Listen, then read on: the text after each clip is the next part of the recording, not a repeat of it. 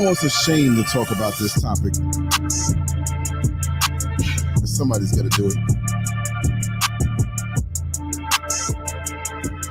Is this what we've come to? Seriously? Oh, excuse me for being so rude. Everybody, welcome to another episode of the TheLanceScurvShow podcast. And this is really a strange one here. It really is. And while we talk about the music goes on, I have to do a little bit of editing. I have a little something to do here.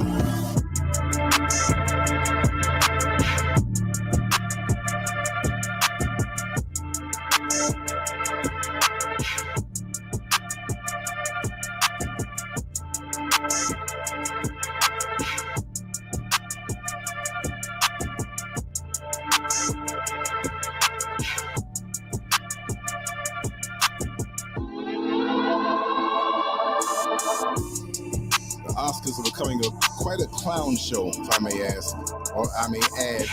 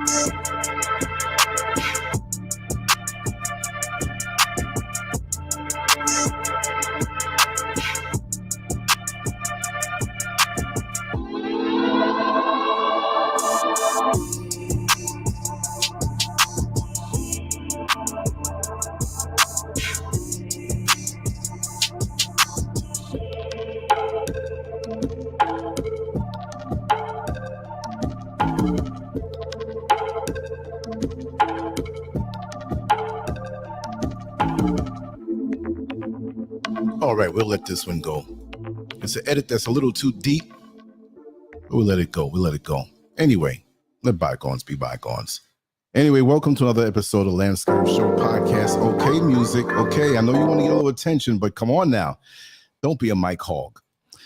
Well, like I said, this is Yala. I fell out last night. I'm so sorry. Militia Hare, welcome. This is not going to be like a 3, 4, 5, 6 hour show. This is just going to be something I'm going to hit up for an hour every single night. We jump right on the point. And, you know, the whole world is speaking about Will Smith and what he did with Chris Rock. And we got into it. I'm not going to make this another repeat of the whole Will Smith thing, but I just find it funny that, you know, this is something that they're putting out there. What? Let me ask you something. Why is it always black folks that like are always at the helm of something happening? We're supposed to be so much of a percentage of the population, but it's always us. I mean, come on. This is like the hood. I mean, the Oscars are turning into the hood. It's the hood, for real. You have one brother walk up to another brother and punch him out and say, keep my wife's name out of your mouth. This is what you hear in the hood. You're laying down in an apartment, half asleep. All of a sudden, you wake up and you hear this. You don't even get up to look to see who it is because you hear these things all the time. Keep my wife's name out your mouth. But then again, at the same time, usually that same wife is screwing around with somebody else and he knows it. Will Smith and Jada Pinkett Smith, the hood. Now you're sitting here and you have Venus Williams. No biggie. Her titty pops out. Her nipple pops out. The brown part comes. Yeah, exactly, Oyala. The hood Oscars. That's what they need to call it for this year, the hood Oscars. Because, I mean, so what? I mean, like, is it really news? I mean, don't think I'm sitting here trying to get hits. But I need to talk about this. Is all this stuff staged? Did we have it like this years ago? So as black people start getting, I'm not blaming black folks now, but it's like they're manipulating us. Like, okay, well, for this year, you know, you have to have a wardrobe malfunction, just like Janet Jackson had back in the Super Bowl, back so many years ago. And you have to punch Chris Rock in the mouth, and he's not even going to put his hands up defensively as any black man would. What's going on? Now, I'm not going to sit here and talk about Venus Williams' left titty all night. I put that up because some people would just come just for that. But we're going to speak sensible. Exactly, Linda. Distraction tactics. And it is getting ratchet. It's crazy. But then you see, we've been made to be ratchet. And I'm not saying anybody here, but too many of us, exactly, Ms. D Nice, we're still the clowns. We're still the minstrels. We still are the ones at the helm of buffoonery. And we're so glad to be there. And see, the thing is, like, people say, well, Venus and Serena, they have their money, and Will Smith is at the top of his game, and they're still puppets. And again, I'm not hating on anybody's success because they got way more money than I do. Let me tell you something. They probably got a tricycle in their front yard that's like costs so much more than what I have in my whole bank account right now. Okay? So I'm not even trying to front. I'm not mad at that. I'm happy. There's all different lanes of happiness. You can find your own lane.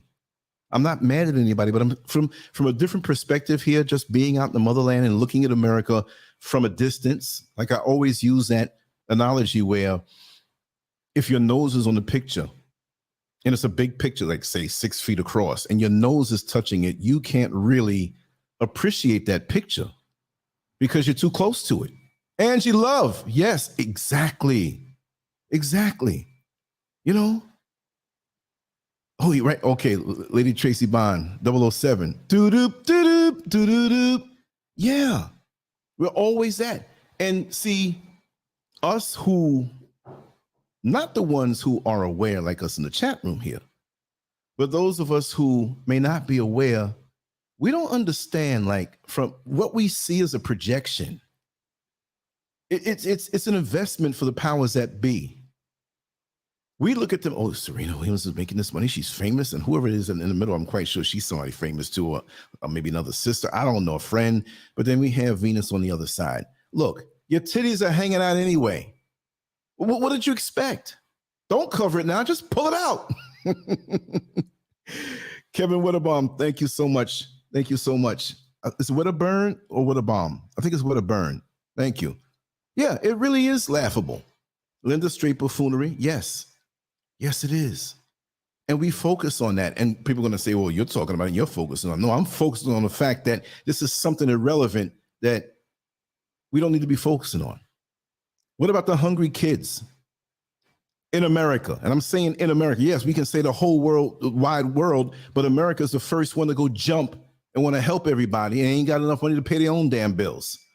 That's like the man at the club trying to woo a woman over with the mortgage money. He got a wife at home hungry, but he got the mortgage money or the rent money, and he's trying to impress her at the club and spending it all up just so he can get some poontang. Our priorities are not straight. And then you fight every 4 years to vote people in like it's going to change your life. Like it's really going to change your life. And the Republicans and the Democrats, and Biden and this one and Trump and whatever. And you're like, nobody here who listens to this show has sense. I'm just going to say it. I've decided to just be me now. I'm not going to even be polite anymore. But some of y'all out here are straight fools. There's a reason why stupid is in the dictionary. And some of you out here, they need to put your face to represent what stupid is. Because some of y'all are straight stupid. What the hell is wrong with you? We're focused on the wrong things, and they parade around and serenade our subconscious minds, and the next day at work around the water cooler, because black folks don't get around the water cooler with white folks. White folks are there, they stay away because they know that's just a white conversation. We can't, sort of slave rules, unwritten rules here. You wait till they go, and when black folks go around the water cooler, this is what they talk about. And what's the symbolism in this whole thing? I'm gonna dig deep, and it could be stupid. Maybe I'm stupid. We got Will Smith fighting, punching Chris Rock. Okay, it's staged. This whole titty thing could be staged. Let's just say it's staged, right? What's the symbolism of a black woman's breast popping out, or part of it, the nipple? I don't understand it. You see her titties anyway. I mean, come on, y'all. A titty. You came into this world sucking a titty. The titty has been sexualized. I understand that. So we have to make sure to cover our titties. But it's a titty, it's life. And it's a black woman's breast. What's the symbolism in a black woman's breast at this particular point in our life, in our history, and what's going on in the world? Is this some kind of peace offering of comfort? Is she trying to elect herself to be the modern day mammy? Because the symbolism of offering your breast is a life-giving thing with life-giving substances inside of it. In a time of great death, destruction, hunger, murder, confusion, it's always us that has to offer the comfort to Massa. It hit me minutes before we did this. I was going to talk about a few other things. When I saw this, I said, I threw together this banner real quick, made the title. And you know, people in the comment section later on that don't even listen to the show, Lance, you're really sinking down. I mean, come on now. You're much better than that. Here we have a black revolution going on, and you're doing shows about Venus Williams' titty. Well, if she whipped it out on you, it would freeze you for a second. That's the power of the breast. Not even from a sexual standpoint, but when you a baby and you hungry, you looking for some titties. Okay? So we still got that wiring in the back of our mind. But why is it that we have to be the ones to bring comfort to the world when the world goes crazy and it's not us that did it? Why is it that mammy, that the slave master came home to? He went and kissed his wife on the cheek and sat down and talked with her for a little while until she dozed off, but you know where he was going to get what he wanted to get. He's knocking on, not even knocking. She expected it. She just pushed the door open and get his comfort. You go all to major urban cities across America, whether it's New York or Los Angeles or Dallas or Miami or Atlanta. You see black women with little white babies taken care of them as nannies. And them little white babies, they develop feelings toward that black woman. This is why some of the ones that are younger coming up in those situations, they just have a feeling toward them. Like the white man that was at the club, the plus 233 bar and grill down here in Accra. He couldn't sit down. All of these black women around dancing. And he had to prove to them that I have rhythm, even though he proved otherwise. I have to prove to them that we're all one. Yeah, when you say so, when you're in Africa or the Caribbean and you want to party and you want to be nice to everybody, but I bet you if you go back to the UK or America as the supervisor or the CEO over that place that business that you run, I bet you're a prick. But you want to come somewhere else and act so nice. See, the magic of the black woman is more than just a titty. But they want to frame it the way they want to frame it. And if this was staged, shame on you, Venus Williams. If it wasn't, then it happened. But if it wasn't, why were you dressed like that? Why do we always, our sisters, not all of them? No, not all of them.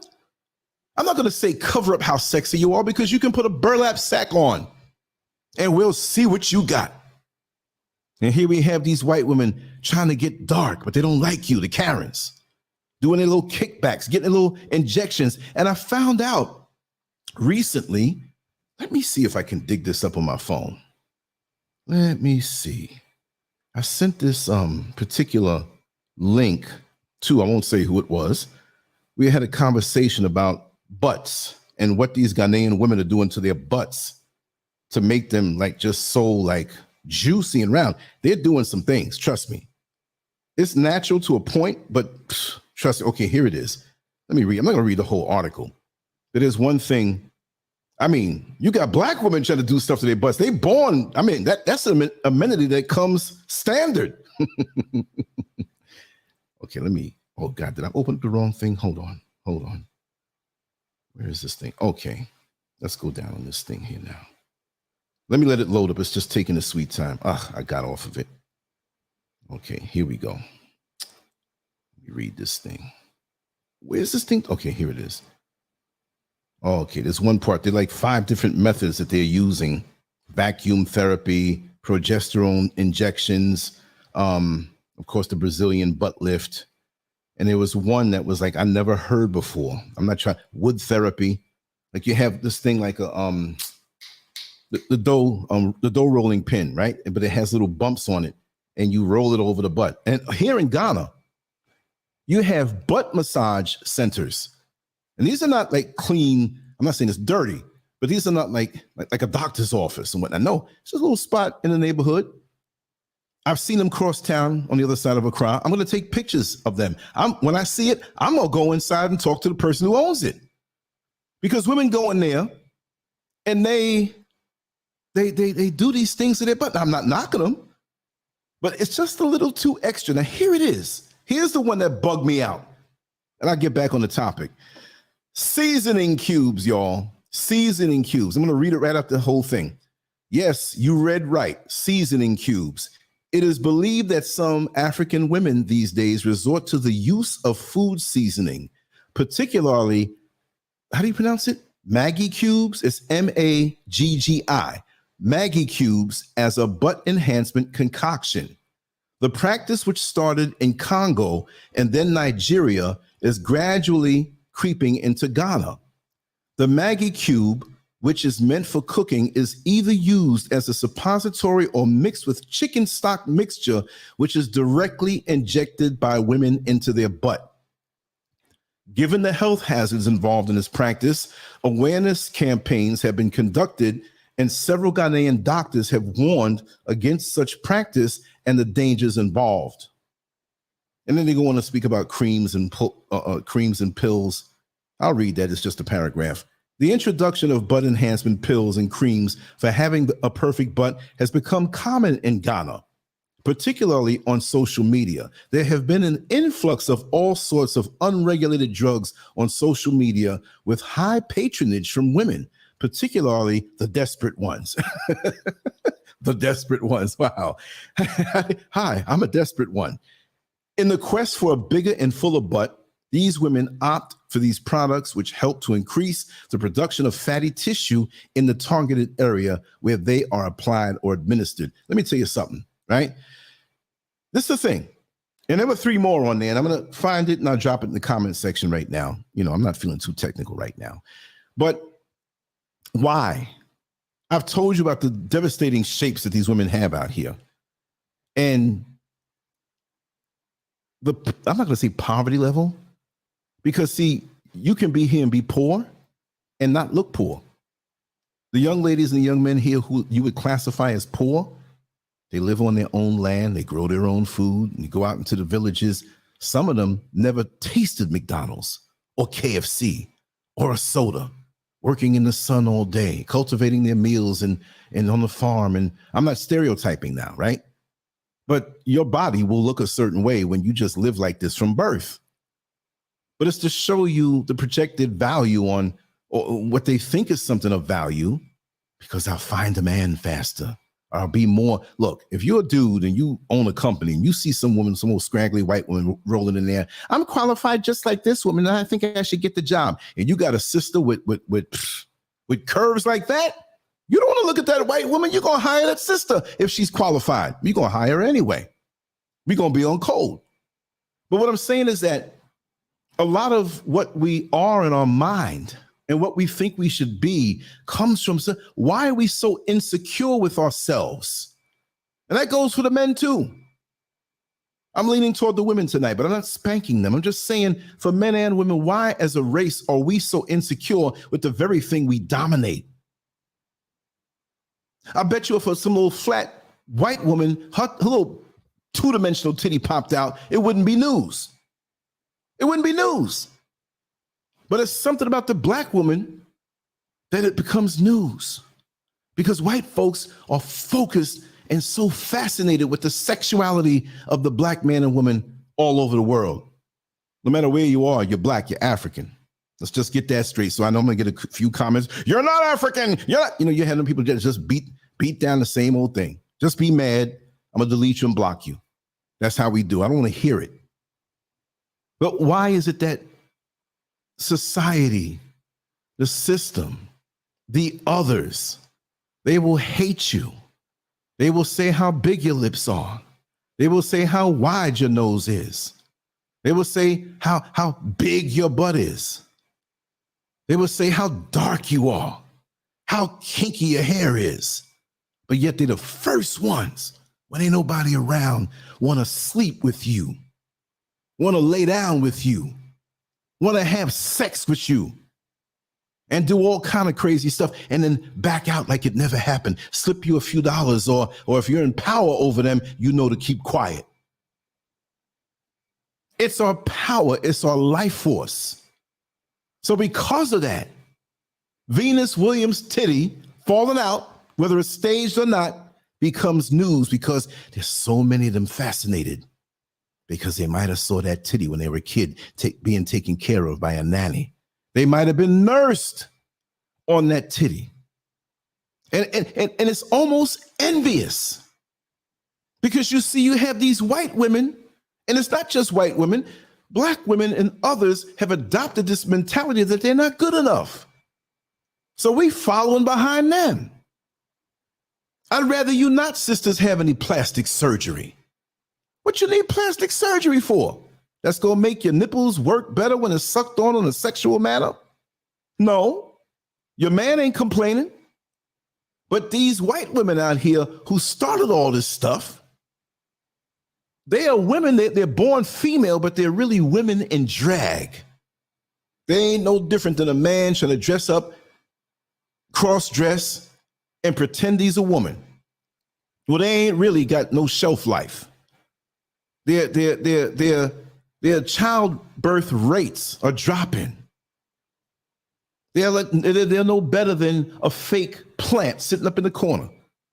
You got plants on the right side of the room, and you got that fake plant, that synthetic plastic or whatever it is. You see flies buzzing around the room. You never see it land on the fake plant. You only see it land on the real thing. Just like the experiment that was done on Facebook, and you had the two corn cobs sitting up. One was GMO, one was real. And the real one got eaten down by the bugs, and the other one didn't get touched. So for a black woman's real titty that's not done any surgery and it's popping out, ooh. And it's big news because the world is hungry for some nurturing. And it's always us that has to come and heal these people. See, I can go into it deeper on a personal level and say some things, but I'm not going to blow certain people up. I know people out there, and I'll say it this way, who are of the other persuasion. And without the black man or black woman in their proximity, I'm not saying relationship, but that friendship, that closeness, it's not really a friendship, it's just an uneven exchange, but we're going to say it that way. When you remove that person from that pink parasite's proximity, they get to be a little more unstable. See?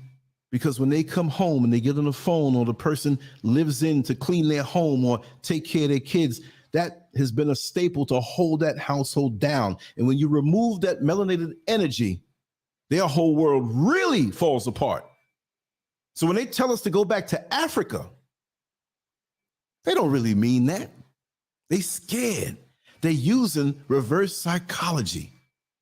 It's like a man who's insecure and his wife says, well, I think I'm going to get a divorce. Go ahead and get your damn divorce. And he's saying this, saying, oh, God, please, I don't want you to divorce me.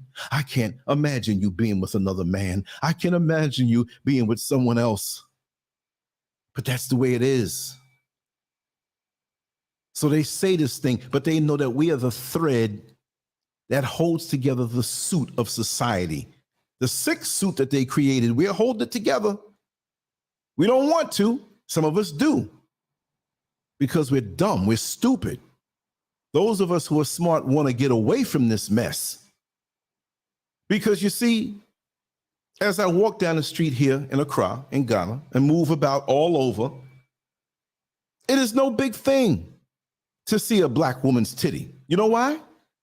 Because when they have a child, they could be in the market, they could be on the bus, they could be sitting down on a bench somewhere, and you could be talking to them. And they're not going to break the gaze with your eyes if you ask them directions. It happened to me the other day. I had to get used to it. Lady was talking to me about how to get down to another side of town and the best way to get over there. I wasn't going to take an Uber. I was going to go the cheap way and take the Chocho, take the van. I had time. And plus, I wanted to see the area even better. So the constant stops would have served my purpose to observe the stores and different places of business that were there. Because even though I live here for good, I'm still in tourist mode.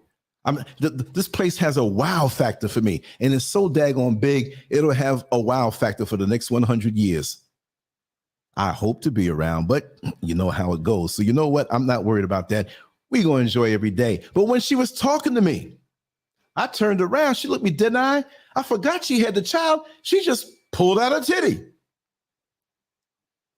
And, you know, I thought it was like a B cup. I wasn't really like a titty auditor. Like, well, I'm walking around trying to tell you what size cup you have.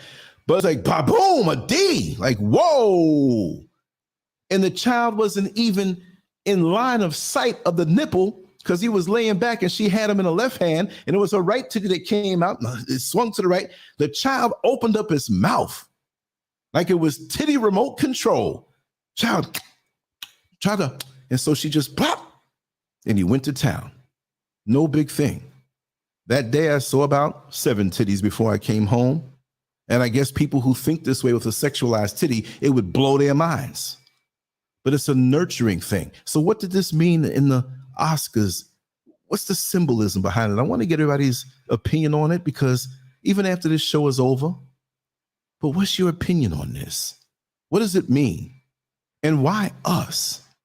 There's something about us. You know, yeah, look at that.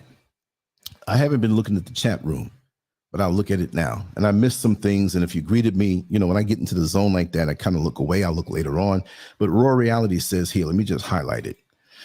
He says, when I heard that, I said that they're trying to draw Black people's energy via our attention. Well, they got what they wanted with this incident in the Will Smith, Chris Rock incident. They sure did. So why are they, okay, let's pull up a next one. All right. That's normal in the Caribbean. Take out the breast and feed the babies. Right. I see animals walking around. I see goats and I see dogs. And, you know, after they give birth, the breasts are hanging down even right before and they're suckling on it. So what's wrong with that? But, you know, like I said, the cross-dressers, those white women who want to be Black women and want to have the curves that they ridiculed the Black women for when they were younger, they put all this fake stuff up. They're like the fake plant that's in your house, or you have all these fake plants by your door in the front, and you're going to tell me that you're into gardening. No, you picked that bad boy up from Walmart and plunked it down. You never watered it. You just have to dust it off when the dust collects up on it. It's fake. It's fake. Yeah, exactly. Right, with just a wrap around their waist. Who wants to be sweaty, holding up titties in their clothes and it's hot? Let them free. After a while, you get used to it. But here in America, I'm saying here in America, and I'm going to cry, right? But in America, it has become so sexualized. I mean, I've fallen victim to that. I'm not going to lie. I'm not trying to get away from that all the way either, but I understand what it is because the female body is very beautiful. Even when you're a little heavy or you're slender, it's the energy behind it. And like I said, is this an attempt to cheapen our sister's beauty? Hey, okay. I'm Natasha Cunningham. Where the hell is this coming from? Photoshop this been happening to me all night. There are a million. Okay, I'm gonna have to get rid of this. I think it's one site that's bringing on this noise. Like, you know, you ever pull up a site and it's quiet, right? You got your volume turned up. You pull up a site. You get up and go to the bathroom, go to the kitchen or something like that. And all of a sudden, this noise, it's like, wait a second, it's a man's voice saying, whoa, somebody's in here? Well, that's just what happened. That's what you just heard. Scared the mess. I almost ran away from the podcast. Yeah, like you said, Kwame, great point. Great point. Oscars is a white supremacy thing to make us Africans clowns. Well, anything that they have. And welcome, Queen Marat, Indigo King, Raw Reality, Shade TBD, Libby Lou. I didn't get everybody. Oyala, of course. But, okay, let me see here. If you notice, the majority of women on the blood carpet, mostly scantily clad, are our women. Yes. Yes. I never saw some Jewish. I'm not saying Jewish. You know, something's like ish. I see the color of that car. It's bluish. It's not really blue. It's bluish. You're all read between the lines. You know what I'm saying. It's Jewish. But you never see them parading their women around like that. Where's the place up there? Spring Valley. Spring Valley, and I told this story before, you know. Okay, boom. I'm gonna read off two more. I believe that all of those incidents, including the Will Smith slapping Chris Rock, was staged to distract us from the economy that these devils are crashing. Of course, if you listened to the show before with Brother Dave, who broke it down, it was fabulous what he was saying. And that's what it was all about the American dollar. It's a done deal. Use a dollar to get what you can while it still has some value because it's done with. It's through. And that's worse than a nuclear bomb. I mean, I'm glad that it kind of leans toward not that happening. Who wants nuclear warfare? But when that dollar crashes all the way, guess what? Folks going to be bugging out. Do you really think about that, though? And he was leaving, you know, he had to go. But if you can say you have $100 now, but that $100, when that dollar crashes, it's not going to be $100. It's just going to be paper. And I have to bring it up and say it. People say, oh, you're bringing up Elijah Muhammad. No, he said it years ago. There's going to come a time in America where money will be on the ground and you'll step past it because it's not worth anything. I got to give credit where credit is due. If an alcoholic gives me the right directions to go where I'm going, I got to give him credit for giving me the right directions. I can't say I can't give him credit because he's an alcoholic. And they say with Elijah Muhammad and the secretaries, the young girls, whatever. Look, the man did a lot of good, business-wise, everything else. Like I said, there's a lot of religious leaders out here now that's royally screwing you and not even doing nothing for the people. Okay? So we won't get into that thing. But they always have to bring us down on that level, like the plantation level, where all we're good for is serving their needs. And they see all women a certain way, and it pisses me off. Why? The only one that looked like she got some sense is the one sitting in the middle. You know what I mean? That's the only one that looked like she got some sense. And really and truly, to be honest, I don't know why we think that we're empowered when we're exposing ourselves. Come on now. I'm not even just getting on the women. I'm getting on the men too.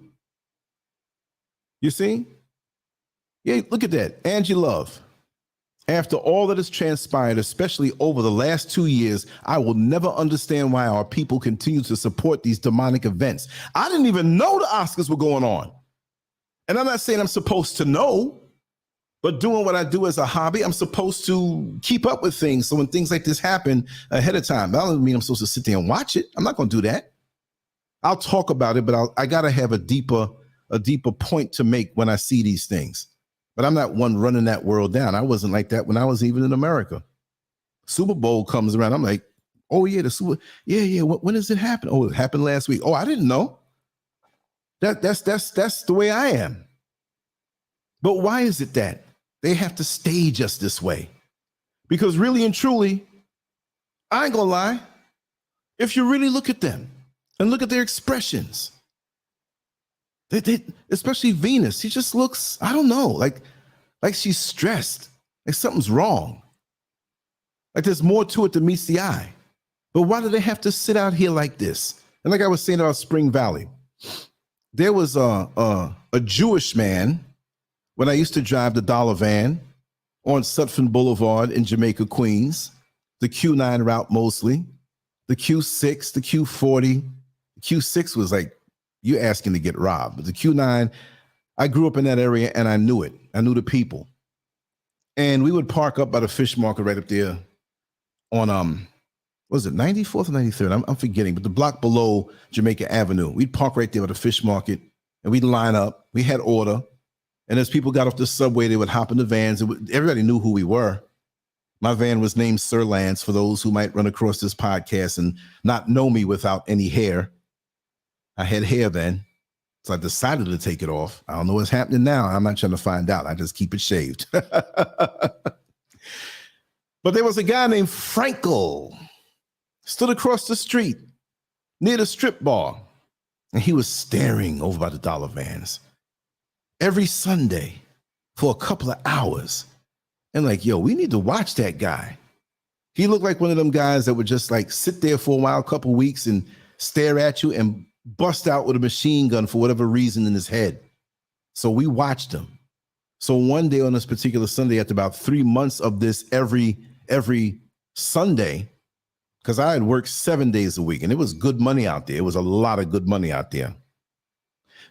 He walked over across the street. And so we were joking. Nobody wanted to swing their head around. Yo, he's coming. Don't look now. Don't look now. We don't want him to realize that we're watching. You know, yo, Lance, man, I bet you he's coming for you. And I'm like, man, get out of here. I don't know that guy.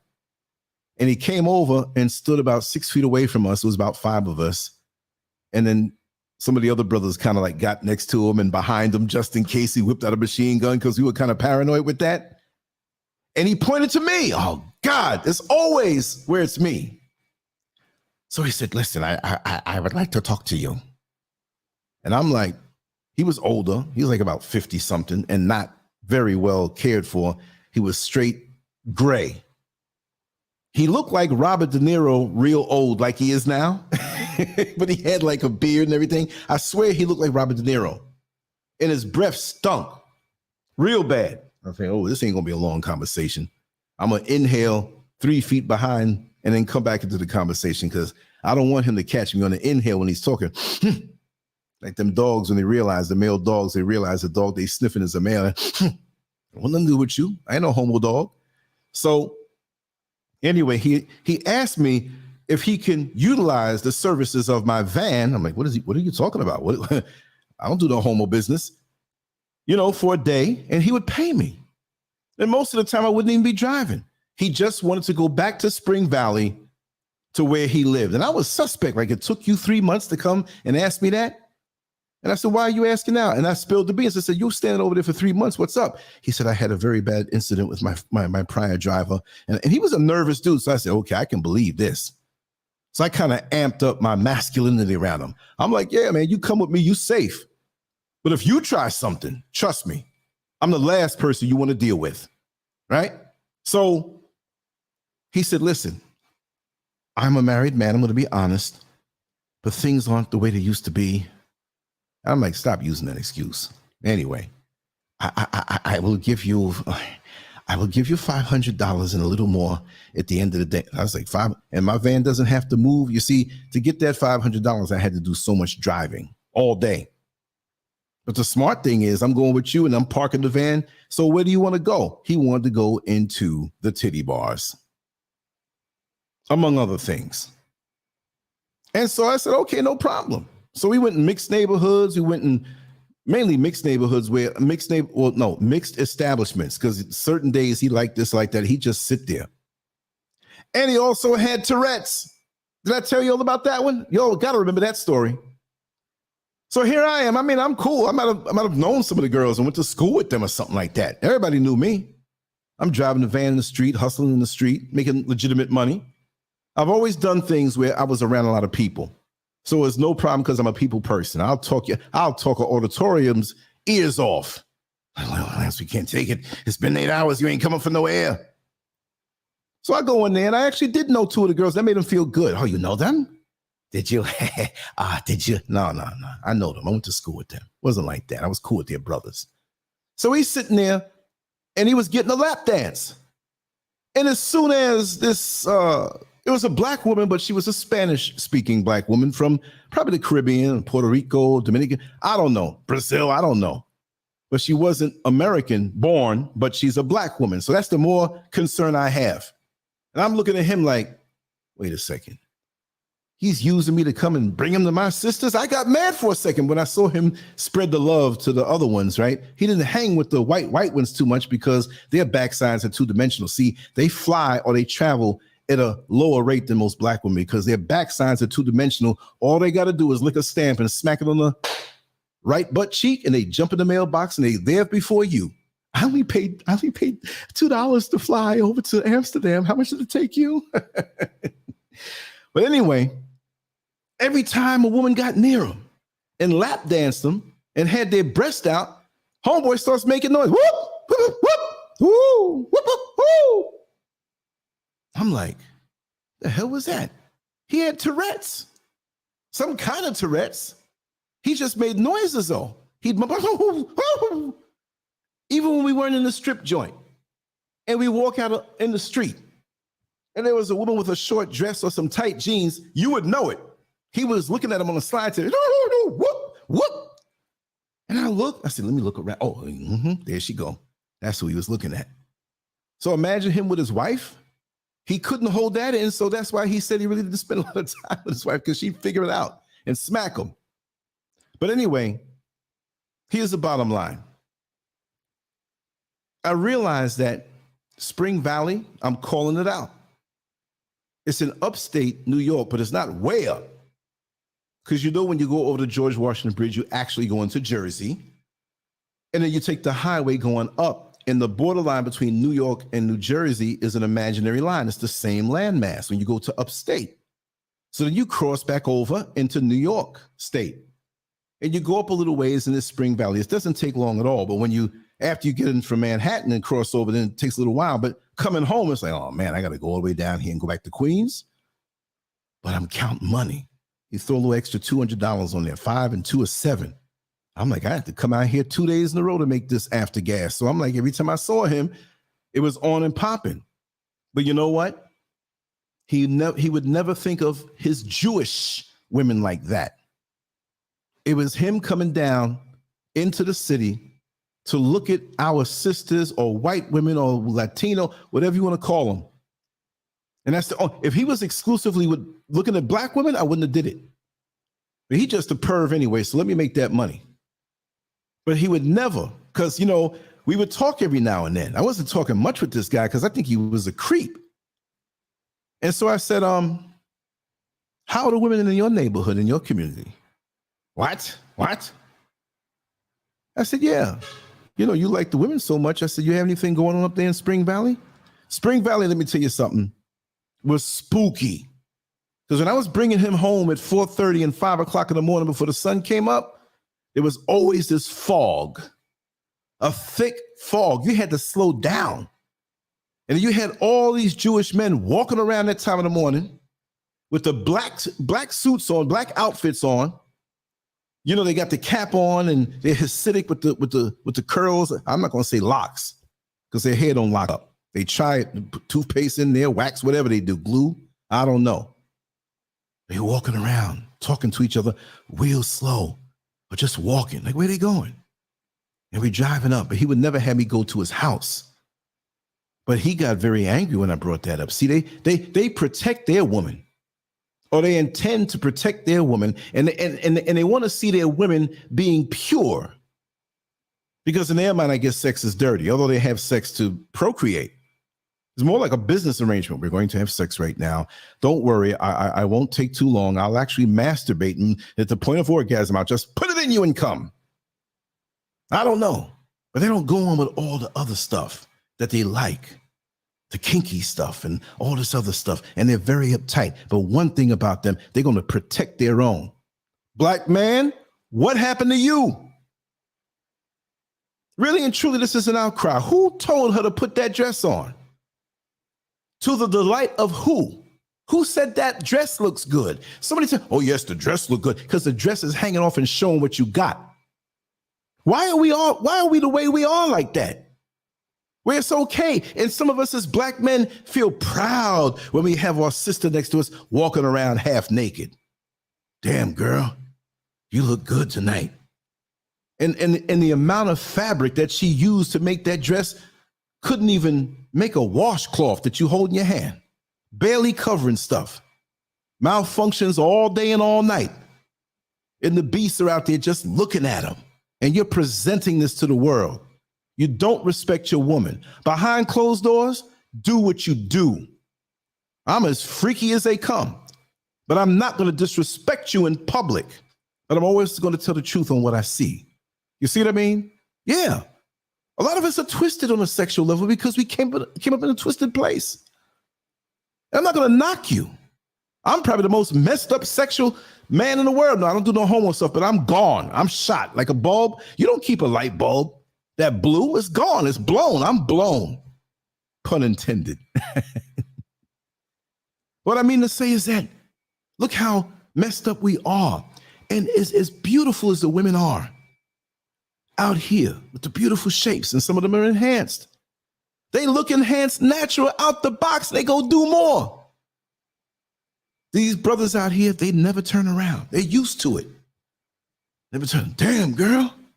If I see a guy across the street, anywhere here in a crowd, Of course, our little ways of walking and talking and mannerisms, we know each other. Come on now. Doesn't mean I'm throwing off on my brothers here. Or look, they know I'm from America. They know I'm not from here.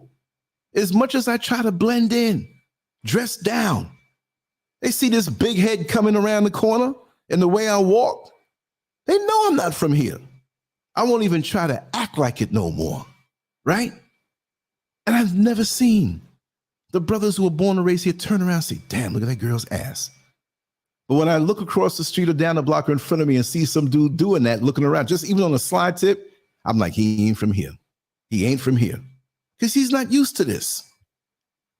And even when women go and do their thing and you see them, like if you go up in the country and you see them bending over to pick something up, they ain't bending over so you can get a look so you can come over and talk to them.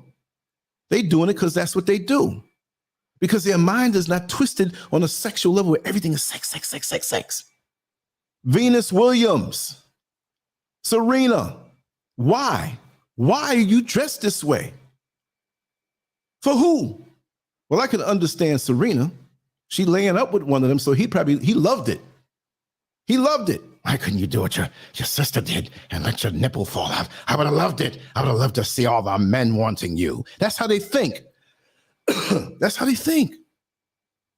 That's how they think. They like their women to be used or looked at as a piece of meat, and they get turned on when they see the next man catching a heart on or lusting after them. It's something about that a lot of these white men love, and some of our sick brothers using you like a piece of meat.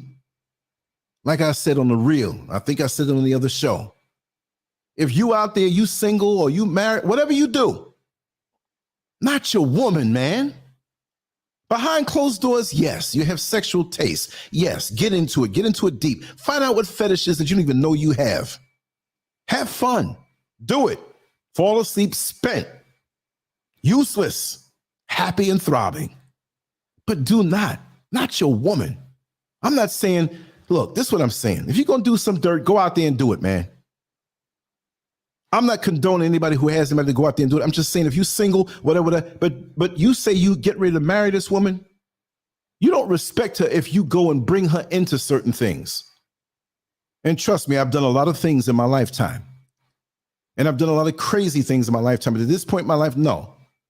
Your woman, and again, not to get back on the Will Smith thing, but come on, man. What's the guy's name? They said the name Augustine or August or whatever his name is, a singer that was in the entanglement with his wife. But all of a sudden you talk about, oh, keep my wife's name out your mouth. But with August, he didn't say nothing to him. Keep your penis out my wife's mouth. You ain't say nothing. So he twisted. They're puppets and they're gone. They're gutted and emptied out and hollow. They look like black people, but they don't have the essence anymore. They don't have the soul anymore. And the little bit of soul that they have left and the melanated energy that they have left, the little bit that they have left is on display. Because if you look at these pictures real close, you don't see the strings attached. But there are strings attached.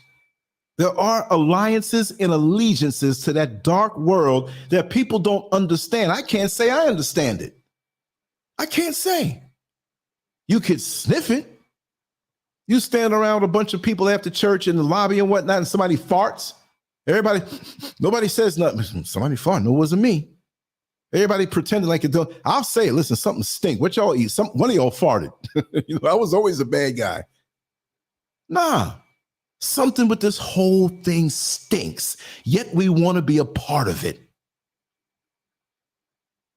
Yeah, I just looked at the chat room just for I was gone.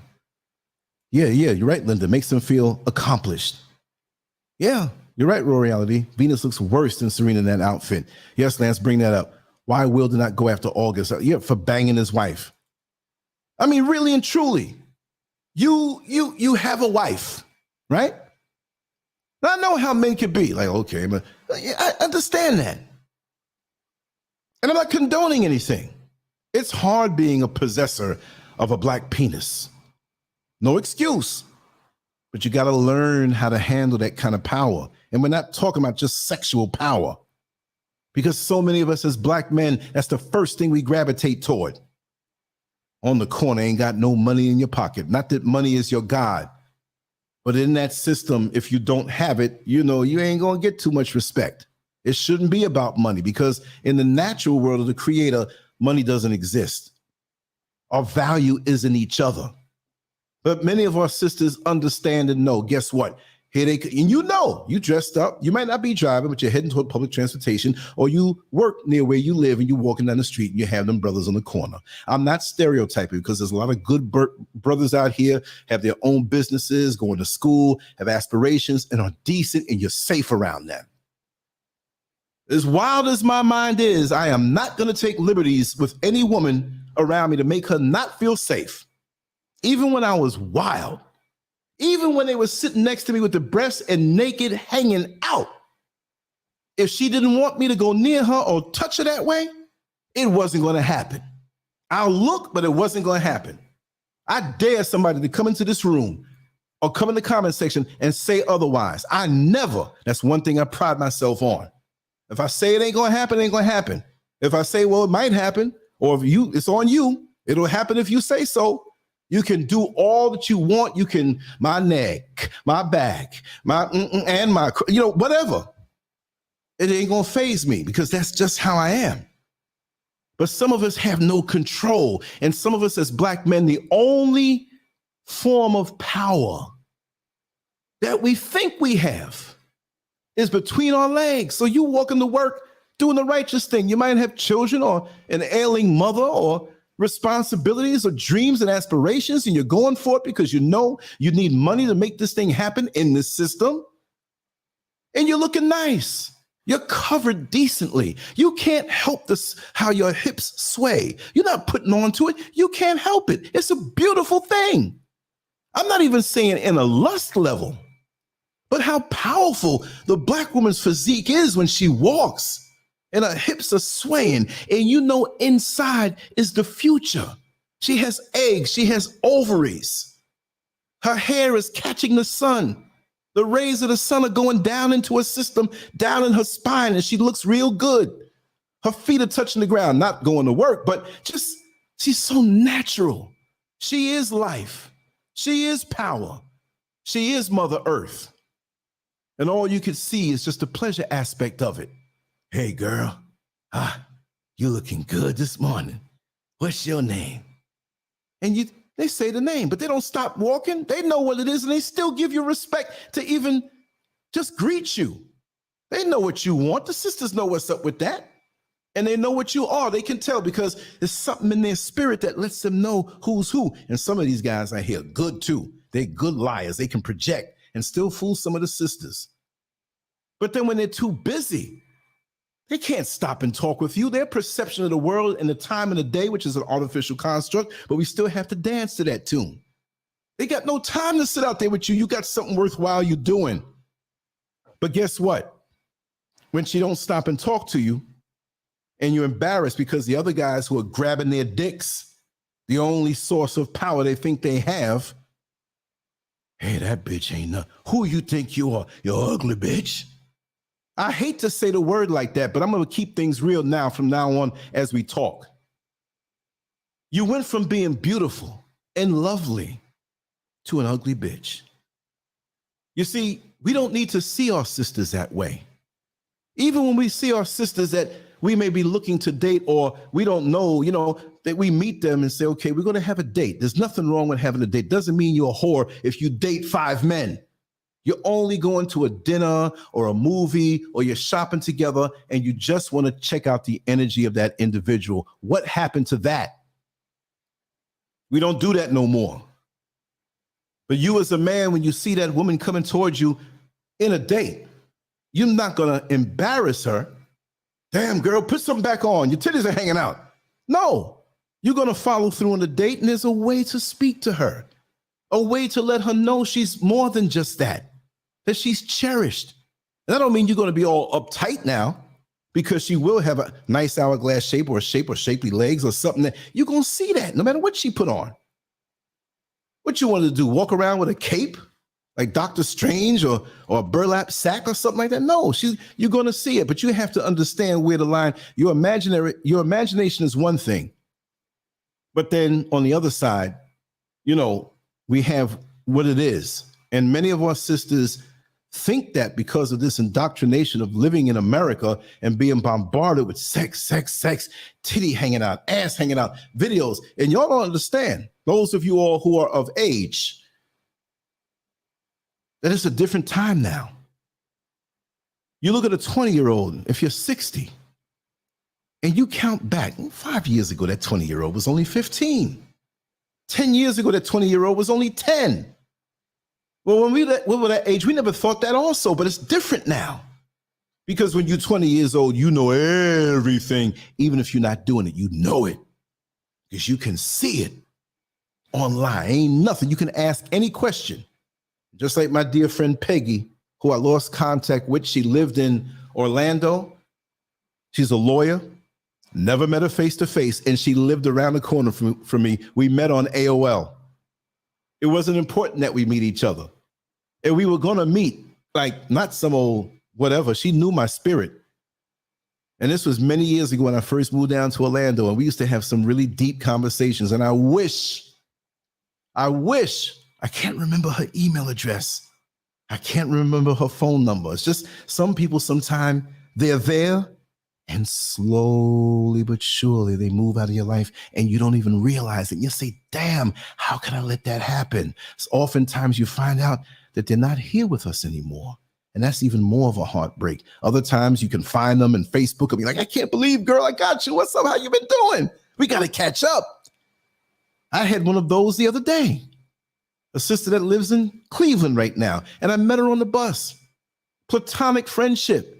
She knows Mrs. Scurv. She does massage therapy and came to the house. And, what happened to us that we always got to throw titties in the mix? I'm saying it to be funny. Why has it always got to be something about that?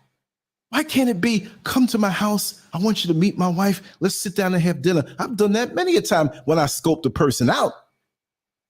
What happened to the wholesome way we treated each other? Men back in the day, back in the 30s and 40s and 20s, when they'd see a sister deep down, they had barbershop conversation. That girl,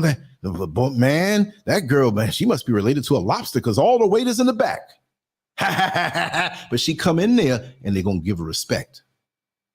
Now, everybody wasn't a saint back in the day, but that was the kind of thing that I saw from single-digit ages in the 60s, come up in the 70s, those men who were in the 30s and 40s in their prime, they were now in their 70s and 80s, and I saw how they carried themselves as gentlemen. Some of those guys had nowhere to go on Sunday, but guess what? They wore their Sunday best. They might have been ready from Saturday night, because Saturday in the day they were getting their hair trimmed, and they were talking with the other brothers, some sensible stuff. That's what I knew coming up. Because I was a little kid in the barbershop listening to these old guys. Like I said, they might have been 80 years old. If they were 80 years old in 1970, that means they were born in 1890. So I heard conversations that were from way back, and I remember all of them. I can't tell you where they are now. I know most of them have transitioned on, but we're slipping as a community. I don't mean community subdivision or an area code or a zip code, but as a people worldwide, global, you got to understand that you're part of something bigger. And yes, there is some sex appeal that we like when we see each other. Yes, it's there. I'm not going to deny it. But really, is that the only thing? Are you the kind of guy that sees the woman and tells her how beautiful she is only to get between her legs? What about true intimacy? I was speaking to someone about that the other day, about true intimacy. To hell with the sex. What happens when your dick don't work? The vagina never gets dry, and if it did, all you got to do is pat, pat, and you're ready to go. 88 years old if you want. But usually, you realize the importance of intimacy. Because how many times in your younger, wilder days, you were just so glad to get you some. And but when you look back, it was nothing. All you did was use your body and her body to masturbate with, but you didn't have any intimacy with her. You saw her body parts. You felt her body parts. You even tasted her body parts, but you didn't even know this woman. And you see it in the supermarket 2 years from now, and there's nothing there. because there wasn't nothing there in the first place. What happened to true intimacy? What happened to cuddling, sitting on the couch, watching TV? What happened to that? Yeah, you might have got a little erect, but it was fun. Feeling her head against yours and you under the covers, and you didn't mind if it was cold outside and a little chilly inside. You could have put up the heat, but you're guaranteed to feel the warmth of your bodies under the covers, and you doze off on each other. And you might even, as an adult, go lay down in the bed next to each other and hug. Beautiful. She might get up and shower and leave and have something to do. Y'all didn't do nothing. Why are we afraid of each other? Because we don't have the right intentions anymore. You got to try to figure me out. I got to try to figure you out. Oh, you think he just want me for sex? And you, oh, I think she a gold digger. I think she might have something. Just to hug a woman and you inhale and you pick up the scent of a hairline where the pheromones are. Do you know how powerful that is? How intoxicating that is? You can't go in no department store and pull up any perfume more powerful than the scent that comes from a black woman's hairline. Come on now, let me not even go down below the waist. I'm gonna leave that for a late night show. That's heaven on earth. And look how they're displaying our heaven on earth. To me, really, my mind is deep and I'm gone sometime. I have a big imagination that will go further than what most people can understand. You had me 85%, but I think you tarted, Scurv, because I just can't see what you said. Me looking at these females, these sisters, and I have to include the one in the middle. She's not hanging out or whatever, but to me, they look like slaves on an auction block. I'm not saying they are. I would never say that. I don't think of them that way. But look at Venus. Like she damn near trying to cover herself. She could have pushed that titty in. Maybe she's trying to do it. But they look, the only one that don't look scared is one in the middle. But if you just don't look at them and just open your eye, they're on display. They look naked. They look like they're uncertain about what's about to happen, just in life in general. And don't even ask me about them crackers behind them. They don't have the same kind of spirit. First of all, they look like they don't have no spirit anyway. They're zombies. They look like mannequins. You understand? So to me, they could be butt-ass naked on a block being sold. And that's the look that Venus has. Because they're focusing on her, whatever. It can't be because of the titty. It's something in her face, an uncertainty, a nakedness, a violation. Do you think that their father wanted them to end up like this? If you ask me, both of their minds are kind of screwed up. I understand that. But Venus is not as bad as Serena. See, Serena used to the slave master knocking on that door. She got so used to it when she heard him coming, she opened the door. Let that man come up inside of her. What were you thinking? What the hell were you thinking? And so, well, if it's love or something, no, he's an opportunistic whatever, because he gonna get that money. And he looked like the same guy that was making fun back in middle school of black girls' ass. Oh, the big fat ass, look at that. Oh my God, it's just too much. And meanwhile, you going home and looking at porn of women who look just like that, and you jacking your dick, wishing, hoping to hell. Oh, I would love to. Oh my God, that'd be so beautiful. If she can just sit on my face, oh my God, and just fart and just the juice for, But they make fun of you in front of everybody else. You walk into these slave dungeons that they call castles, but they're dungeons. And you could imagine how they felt when they had a second deck up with a so-called, what do you call him? A captain or slave master, whatever his name was a title. And especially the one at Osu and the one at Cape Coast, you can look over the water. Now, it's crude, but if you think in terms of back then, man, and you look at the view, then you forget it for us. You say, man, this is a damn good view. And it's rounded. You can see all over, and they see the ships coming and going.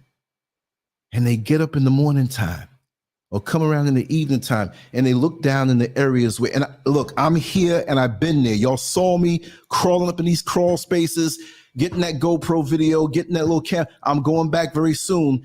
And my challenge to myself, there's a little part where there's a door that's about maybe 4.5 feet tall. And you have to get down on your knees, maybe 4 feet. You got to get down on your knees and squeeze in there. And when you go deep, it probably goes about, I'd say, about 40 or 50 feet. And it's about 15 feet deep, no windows. It's just like sand, rubble, whatever, no light, no nothing. And I went 3 feet in from the door and I started dripping down sweat. And they say the mosquitoes are around biting up these people and they're getting malaria. Well, what I want to do, I have to. It's like a pilgrimage. I got to go down and touch that wall way in the back where I don't care if I got to go in there with underwear or whatever, some knee pads to stop my knees from messing up. That's weird. Just walking around with underwear and knee pads. What, you a gay bar or something? No. I'm going to go in there with my camera. It may not be this year, next year. I'm going to have to go again, look at it, get my mind right. But I'm going to go all the way down and you can't see that far back. You can't see it. But I want to go down in there where my brothers and sisters who came before me suffered. I want to know what that's like. I want to experience that so I can be more intense when I come out here and I see these people talking about a kumbaya moment. And they don't want to, it's just the past. No, it's present in us. If it wasn't present in us, look at Venus's face right now. Look at her face right now. As much fame as she has in their system, as much money as she has in their system, commercials and deals with big companies. Even when you're not swinging a tennis, racket, you're making money. Your father brought you along to put you in this position, a black man. But one of the things, you have to distance yourself from anything that looks like you. You have to have your consciousness pulled out and something else put in. And I never saw Venus and Serena's titties before when they were playing. Of course, you see the bulged out or whatever have you. That's how a woman's built. But like this, you think the father would be happy with this? And degrade them like this, that no matter how famous you are, no matter how much education you have, no matter how much you've rose up and ascended in their system, I'm going to say it this way, you just a goddamn bed wench. That's all it is. Because Venus, more than Serena, she remembers more so. I always had that feeling from her. I don't know. I didn't listen to any interview. I didn't hear her say anything like this. But to me, she got that look like, Daddy's not going to approve of this. Sitting up around all these white people. And we're world-class athletes, the greatest of all times. Of course, they're going to say lean towards Serena, but both of them to be sisters. And the legacy out there in the hoods, learning this, the father teaching them not just about that game, but about life. And to me, she looks like she's wondering, how did I get here? How did I get here? What happened? My daddy didn't raise me this way. It's like me when I was growing up, the way my parents raised me. There was a guy who came in the store with me. I went to school with him, but I wasn't hanging with him. And he was laughing and shoving stuff in his pockets. I got scared. I don't know, oppressor, but I'm like, you don't do that. I was about 8, 9 years. I'm like, you really gonna do that? Yeah, I do it all the time. I know another guy who told me how he would go to the supermarket on a Saturday when it's real crowded. He would dress very decent and he would go hungry now, didn't have much money. He couldn't steal and walk out. There's a little guy I knew from bodybuilding, right? Won't say his name or nothing. Pretty well-known bodybuilder too. He used to tell, and he was doing this up until to that day as a grown man. He said, this is what you do. You go and fill up your cart with all kind of items. You walk around real slow. You get you a nice long hero bread. You put it in the middle. You make a little valley and put it in the middle. You go get your mayonnaise. Go get your mustard. Go get a little bag of salad. Whatever you want to put on there now. You get your cheese. You get your ham. And you keep shopping. You know, you make it where nobody sees what's going on. And you bring your own little plastic fork or spoon. He said the spoon is better because you can scoop out more. And you slap that bad boy in. And you rip it apart in pieces. And you walk down the aisle and you get them bites on. And if you want, you can get a Sprite or a Coke or an orange or a grape soda and walk around the store. And he'd eat all of that stuff. And he'd push the cart to the side and walk out with a full stomach. That took balls. And he never got caught. I guess that's back in the days before technology was the way it was. But look, how many of us know that we're far off of the mark of what we should be? No matter how much worldly fame that we attain, we know deep in our hearts that our mothers and our grandmothers and our great-grandmothers would not approve of some of the things that we do. And I'm including the men in that. I'm not demonizing women. It's easy in this world to be tempted to fall off the mark. Those worlds that they're in, you couldn't imagine. See, I've never been in that world. But in New York City, from the things that I've done, I've been close to it. I'm not going to say lucked out, but I guess in my divine training for this period of my time to be able to speak on these things, I've been around a lot of that. You all know my journey, where I've worked and places I've been and jobs that I've done that I always ended up to see the difference. And even when I had my own little wild days in my own right, I never forgot. I never lost a grip on that lifeline. Like when you see the astronaut floating out in space away from the ship, that lifeline is connected to a suit. But if you're in the water and you're going down, you have this rope wrapped around you. You never lose sight of that or grip of that, because if you do, you'll be forever lost. Not just them, but how many sisters and brothers out here who've been chewed up and spit out, not just by Hollywood, but in the pursuit of that system, whether it be politics, whether it be athletics, even in the so-called religious world, that's just as carnal, if not more, than what you see there. That's why so many preachers and religious figures are sold out to celebrities. They keying with them just as much, and they both the damn devil. So how many have been lost? How many people had dreams and aspirations and thought this thing was legit? But if you can really know what that world is like, I've never been to their Hollywood parties, but I've been to parties. Hell, I used to throw my own, but it wasn't no evil, demonic, Illuminati stuff going on. But the things that I've seen, let me just throw one at you. I used to be a master. What, master of ceremonies? Master's degree? No.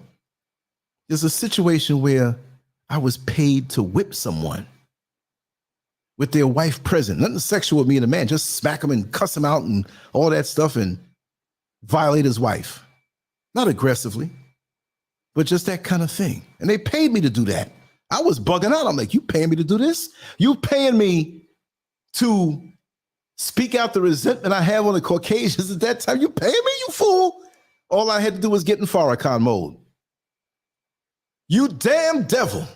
Over 400 years of torture, rape, and rob of us as a people. You destroyed us.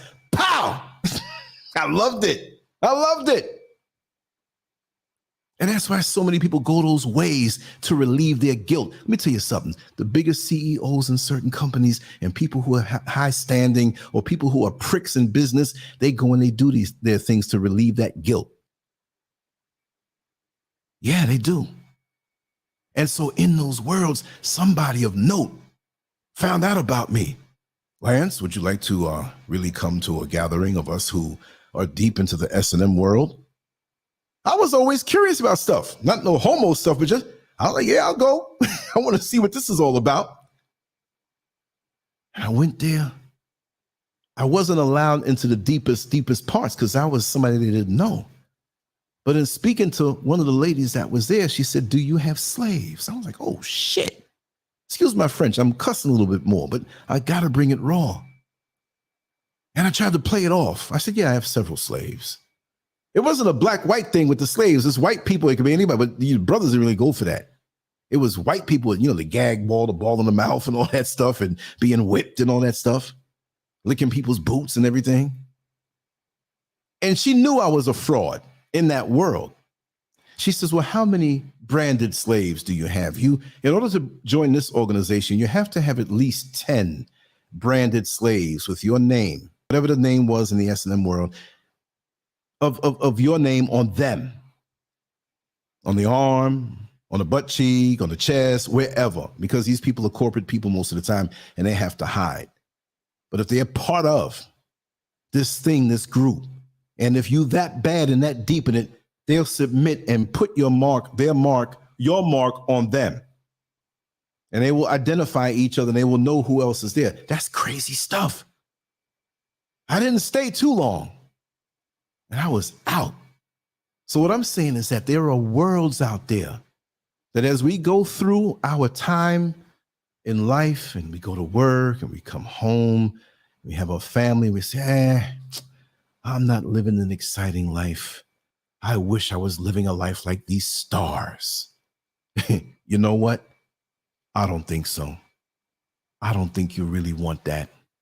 I don't think that one day you want to have a look on your face like Venus Williams has on her face. It's much more than just a titty with her. The sister Serena is completely sold out, so she's numb to it. She lost the lifeline. She let it go. She's floating wherever she wants to go. But maybe Venus has a little bit more left in her, and she's thinking now. So we say, is Venus Williams' wardrobe malfunction really news? No, it's not.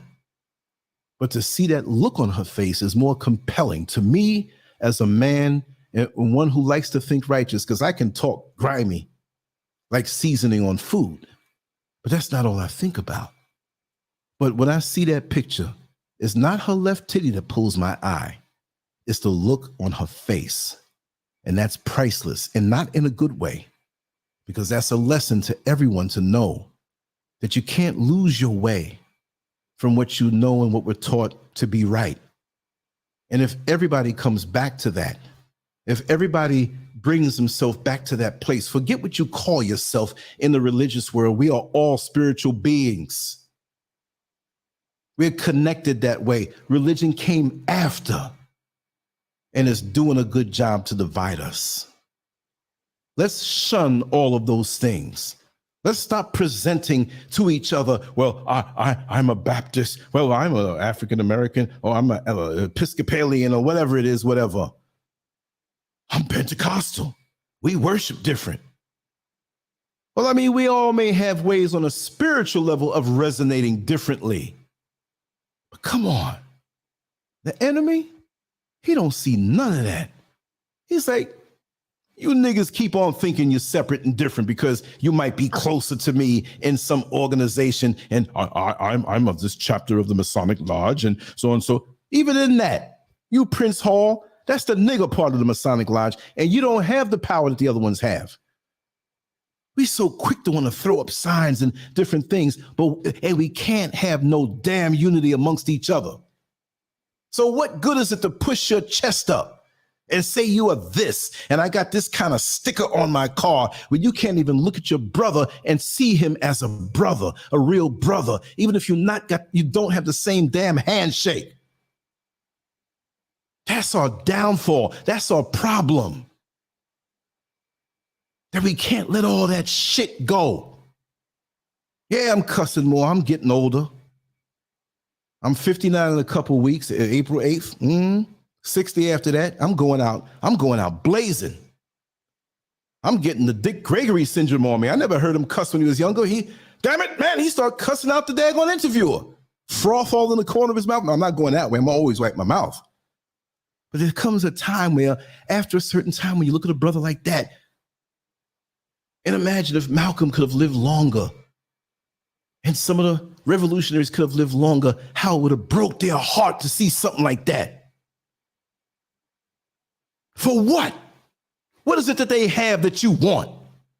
You an athlete. You don't have to be sitting no damn where with your titty out for their approval to degrade yourself.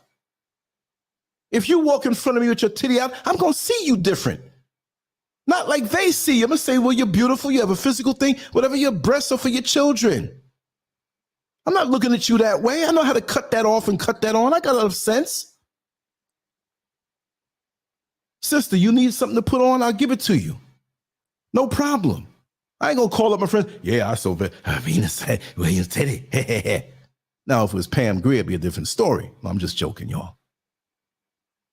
What happened to that decency that we have? We see what we see, but we understand that there's a bigger picture here and how others see how we act with each other. And we don't move in a way that we don't want their respect. They don't respect us, but we don't move in a way that makes them respect us. We don't want nothing from them, but they got no choice. Every white man coming around in our neighborhood, looking at our sisters, looking to pick them up, even if they sell them, so they need to run them on out of there.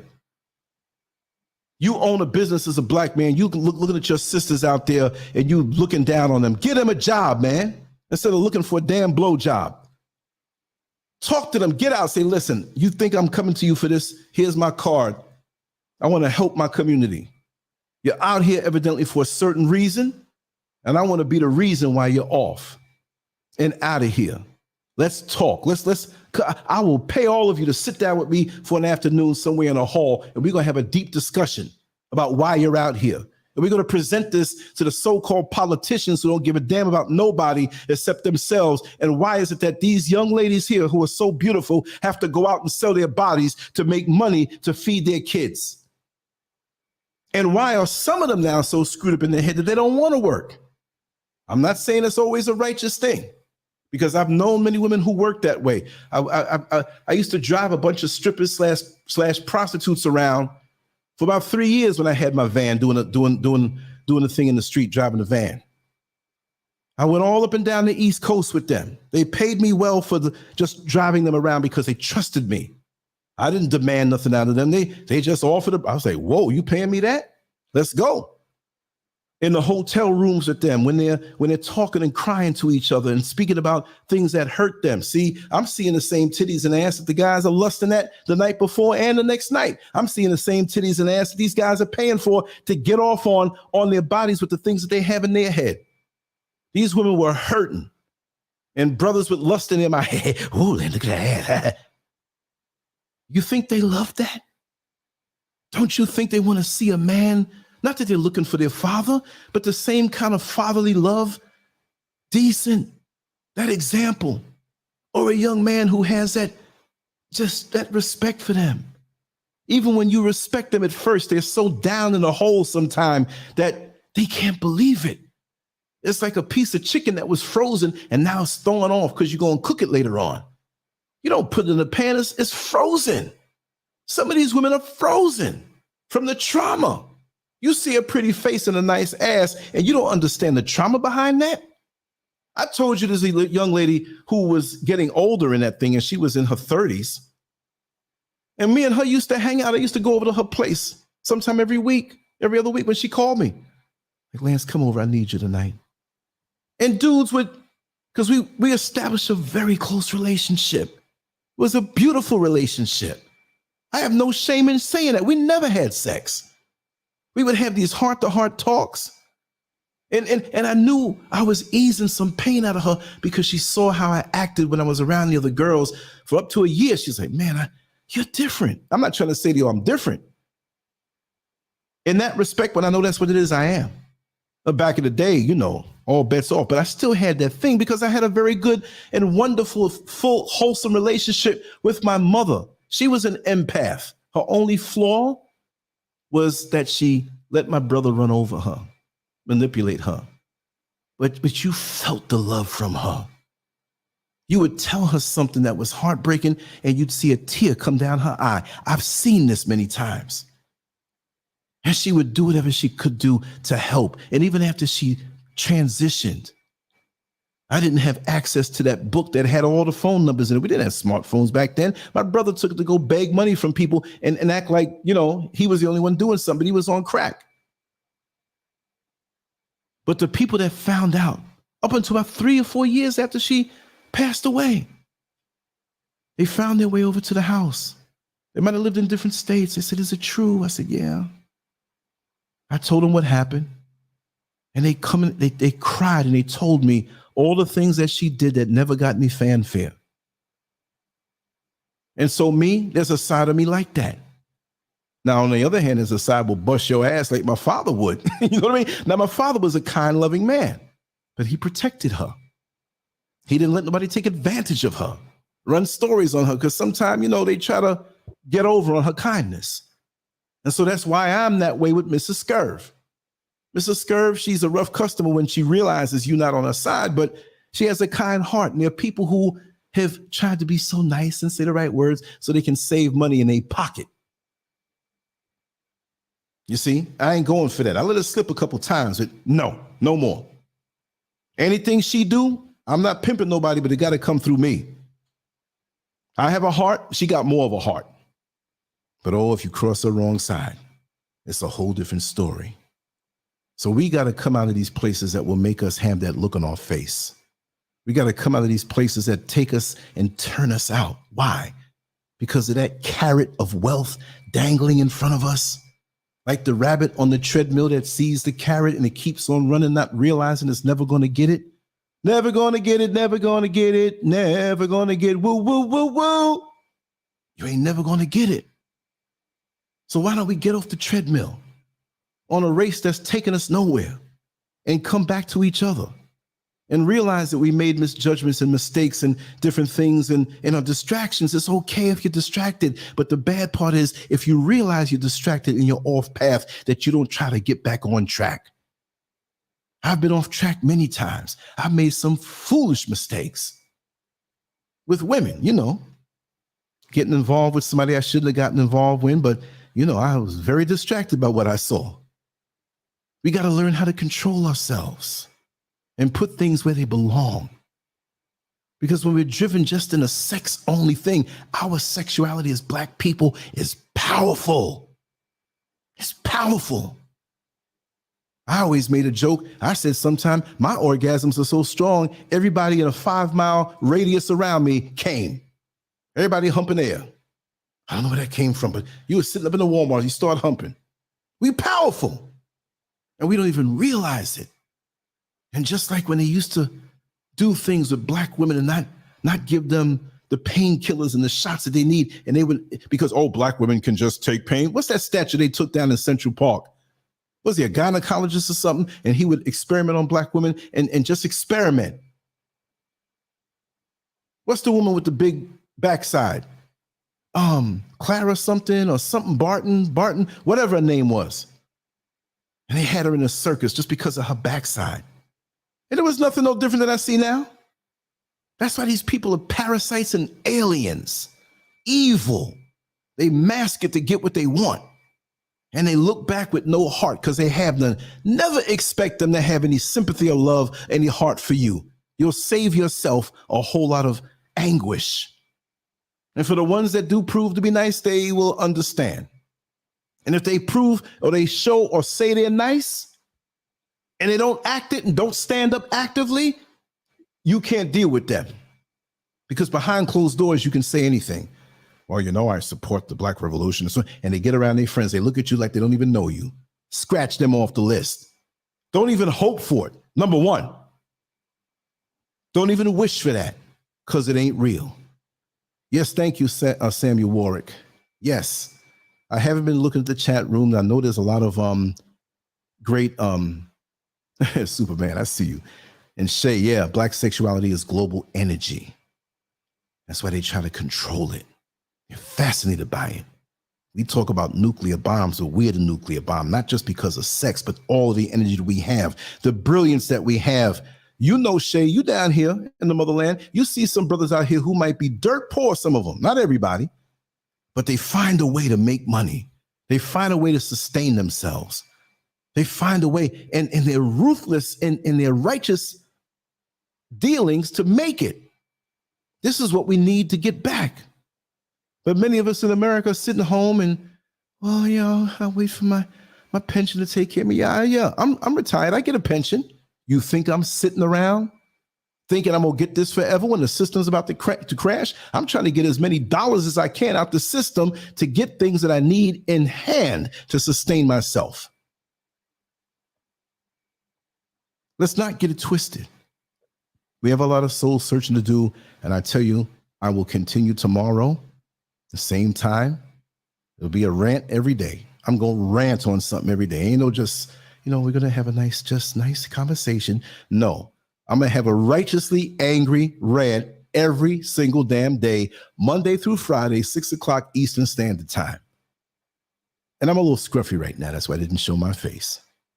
But tomorrow I will. Maybe. Definitely on Wednesday. I got some work to do early, and all in my morning and my afternoon, it's going to be taken up. You'll know what I'm doing, right?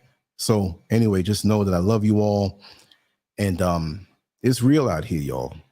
And everything that looks to be a certain way may not be that way. But the main thing is, don't pass off the illusions to our children. Tell them the real deal. We think that our children can't take certain things.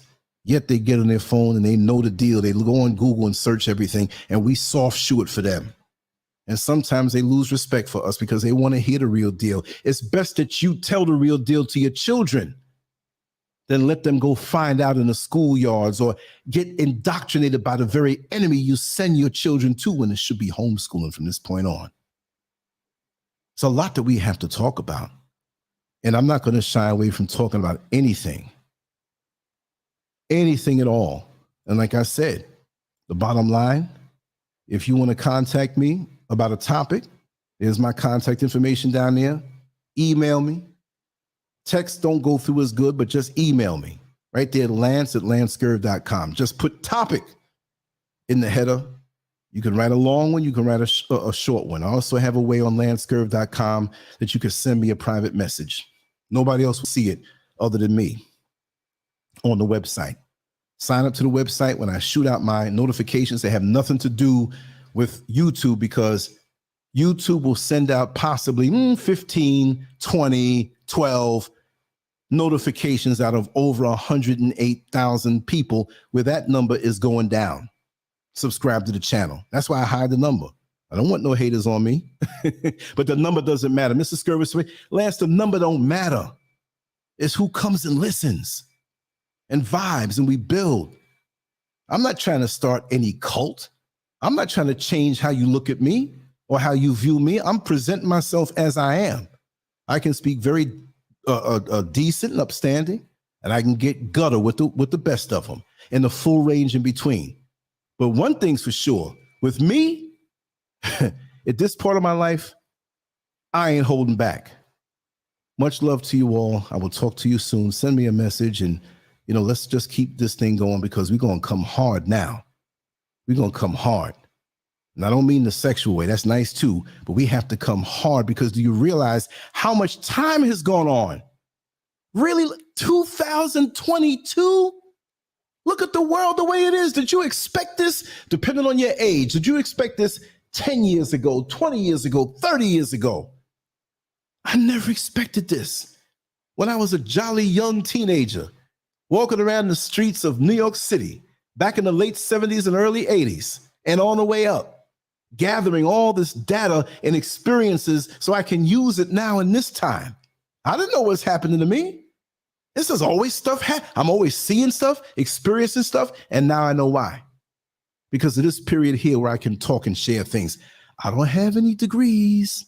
I don't have any letters, but I damn sure have a lot of experiences, and I have no problem sharing them here with you. And that's from me to you, and that's how much I love my people, even when I got to spank them sometime. I'll see you all tomorrow, same time, 6 p.m. Eastern Standard Time. Whatever the subject is, we'll find out. Something's going to happen tomorrow. We're going to talk about it. But it's always going to be straight from the hip and from the heart. But it's all love. Peace.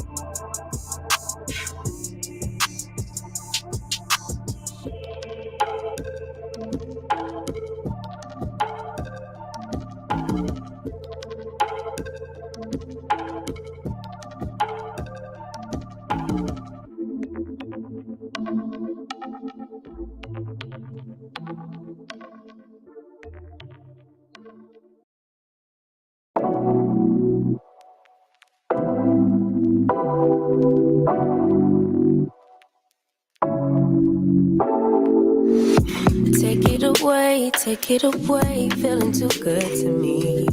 Chilling all day, all in your space is where I wanna be. Here in this room, what did you do? I just can't get enough.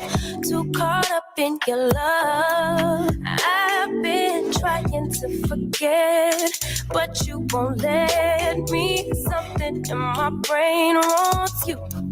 I've been hanging by myself, asking for help, but nothing seems to work on you. Yeah,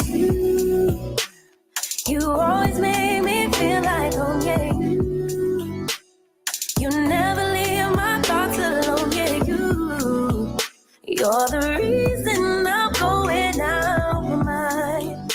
I just can't stop thinking about you.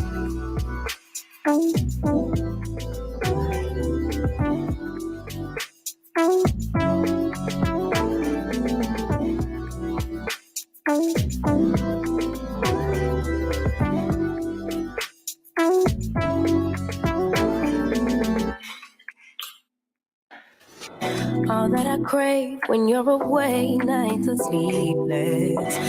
Do we need space? Yeah, maybe a break. Boy, you're my weakness. Even we take the love that we make, it's my favorite drug.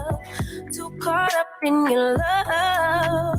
I've been trying to forget, but you won't let me. Something in my brain wants you. I've been hanging by myself, asking for help, but nothing seems to work on you. Yeah, you always make me feel like home. Yeah, you never leave my thoughts alone. Yeah, you're the reason I'm going out of my mind. I just can't stop thinking about you. You got me feeling some type of way. You make me wanna stay in all day. You're the reason I can't get out of my head. I just can't stop thinking about you. I just can't stop thinking about you. I just can't stop thinking about you. I just can't stop thinking about you. I just can't stop thinking about you.